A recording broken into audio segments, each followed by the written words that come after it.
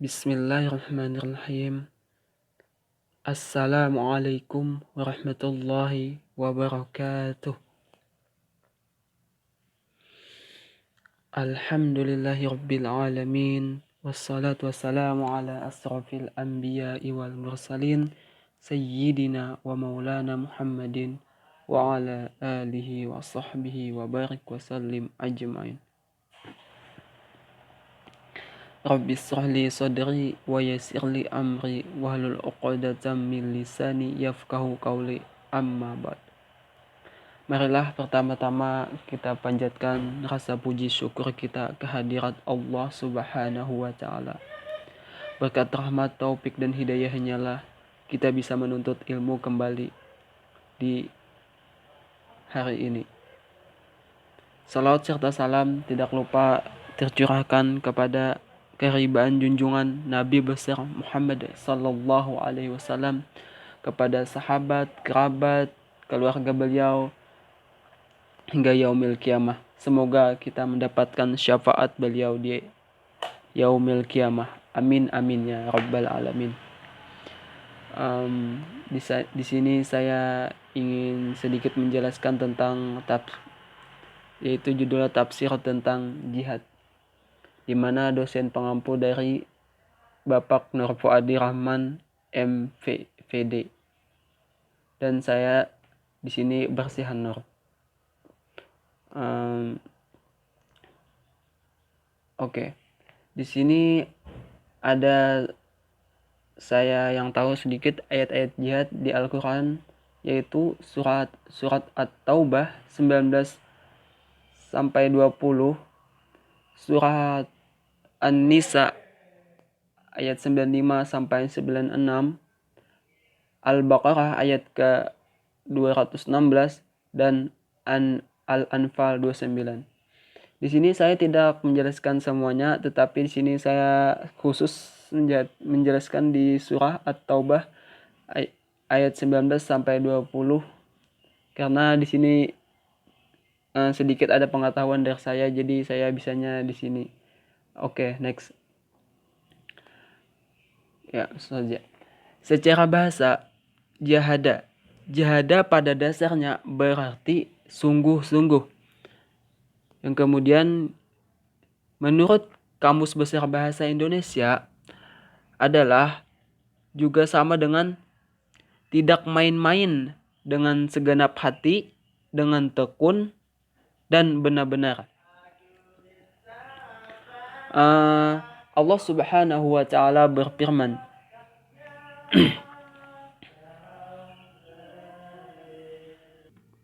A'udzu billahi minasyaitonir rajim.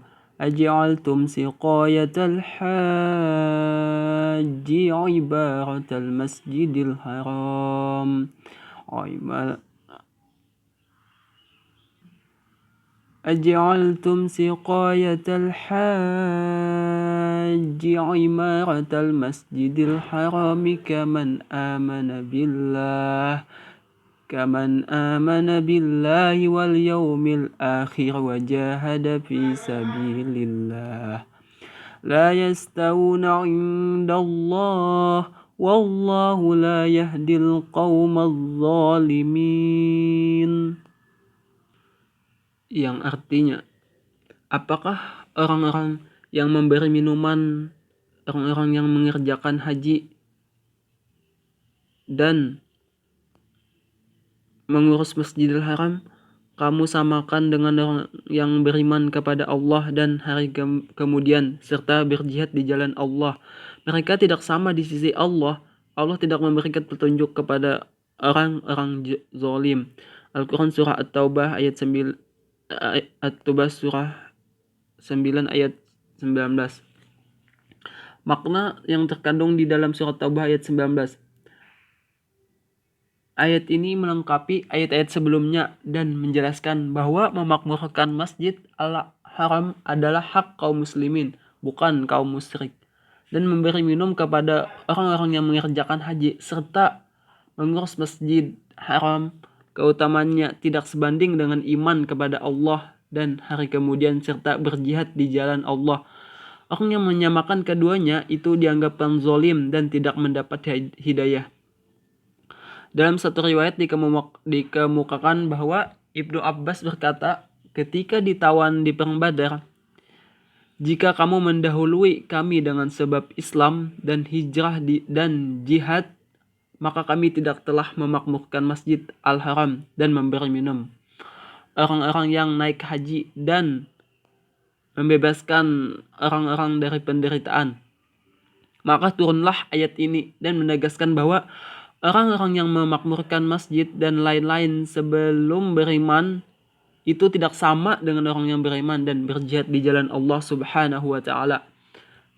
Memberi minum dan menjaga Baitullah adalah dua pekerjaan kaum Quraisy yang paling terpuji, dan itu telah ditetapkan oleh Islam. Di dalam hadis dinyatakan, segala pekerjaan terpuji di antara pekerjaan-pekerjaan orang-orang terpuji pada masa jahiliyah telah berada pada kekuasaanku, kecuali memberi minum orang yang menunaikan ibadah haji dan menjaga Baitullah. Ibnu Katsir menerangkan bahwa orang-orang musyrik merasa bangga dan menyombongkan diri dengan keberadaan mereka sebagai penduduk suci yang memakmurkan Baitullah. Maka Allah memberikan pilihan bahwa iman dan jihad bersama Rasulullah itu lebih utama dari memakmurkan Baitullah dan memberi minum pada jamaah haji yang dilakukan oleh orang-orang musyrik.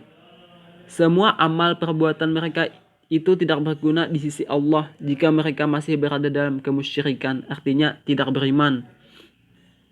Al-Maghri berpendapat bahwa ayat ini ditujukan kepada kaum mukmin yang berselisih tentang pekerjaan apakah yang paling utama. Kaum mukmin tidak patut menyamakan keutamaan memberi minum kepada orang yang menunaikan ibadah haji dan memakmurkan masjid dengan keutamaan orang yang beriman kepada Allah dan hari akhir, serta orang yang berjihad di jalan Allah. Buya Hamka menambahkan bahwa ayat ini merupakan istifham ingkari, yaitu tanya bantah. Sebelum dijawab, setelah Allah sendiri menjawab, menunjukkan artinya mereka itu tidaklah sama di sisi Allah. Jadi jangan samakan orang Islam dengan orang yang kafir. Ayat ini bukan menunjukkan bahwa memberi minum orang haji atau memakmurkan masjid itu tidak baik. Namun, akan samakah mulia dan tinggi derajatnya dengan orang beriman kepada Allah dan hari akhir dan orang yang berjuang di jalan Allah fi sabilillah? Tentu tidak sama. Kenapa? Karena orang yang memakmurkan masjid dan memberi minum orang haji hanya karena keturunan belaka. Sebab meramaikan masjid dan memberi minum orang haji akan menjadikan naik dan tinggi martabatnya kalau timbul dari iman kepada Allah dan hari akhir. Dan kalau datang perintah berjihad fisabilillah, dia bersungguh meninggalkan tugas yang kecil itu jika dibandingkan dengan besarnya bahaya musuh. Didukung juga oleh Hasbi As-Siddiq bahwa walaupun memberi minum dan memakmurkan masjid merupakan pekerjaan baik, tapi tidak bisa dipandang sama nilai dan derajatnya dengan beriman dan berjihad di jalan Allah. Tidak sama. Kenapa? Karena orang yang beriman dan tidak beriman itu beda jihadnya di jalan Allah Subhanahu wa taala.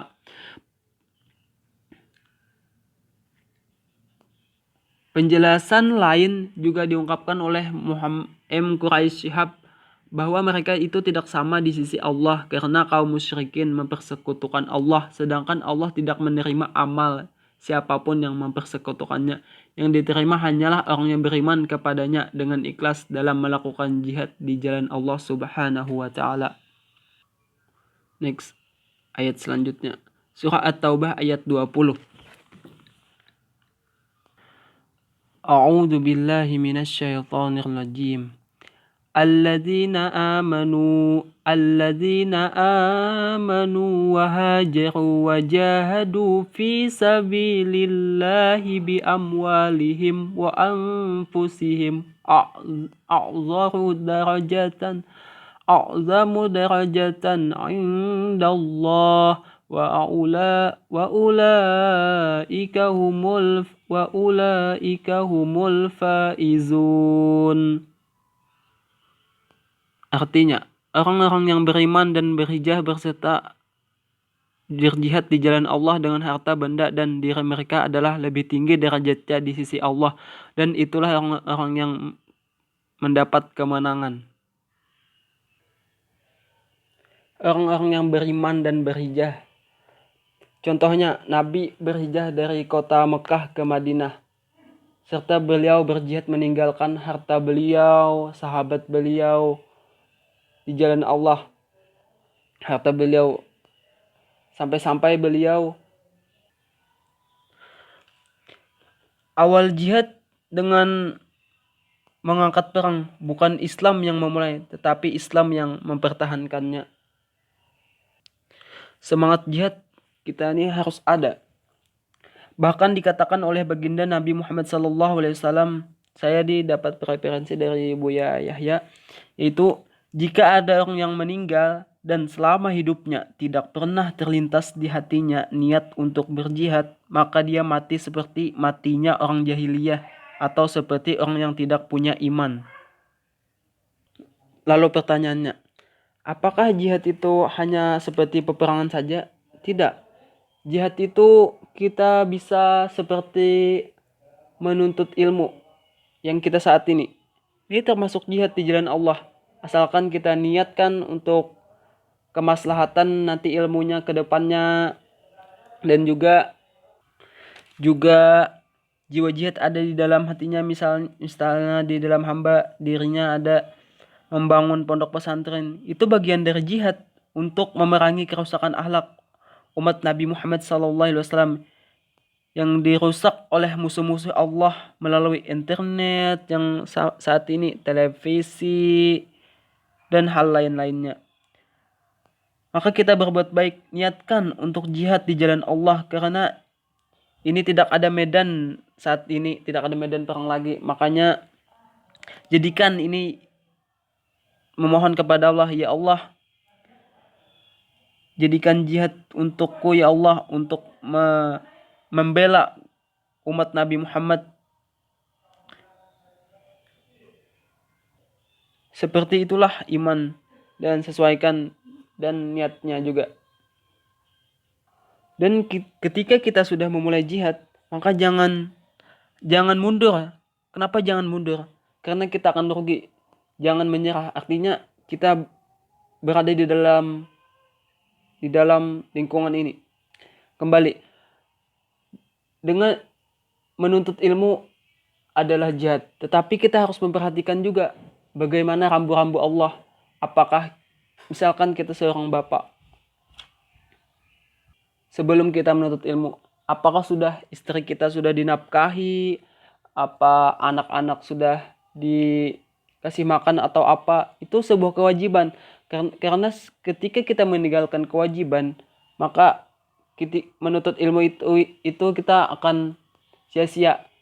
Kenapa? Karena kewajiban kita belum terpenuhi.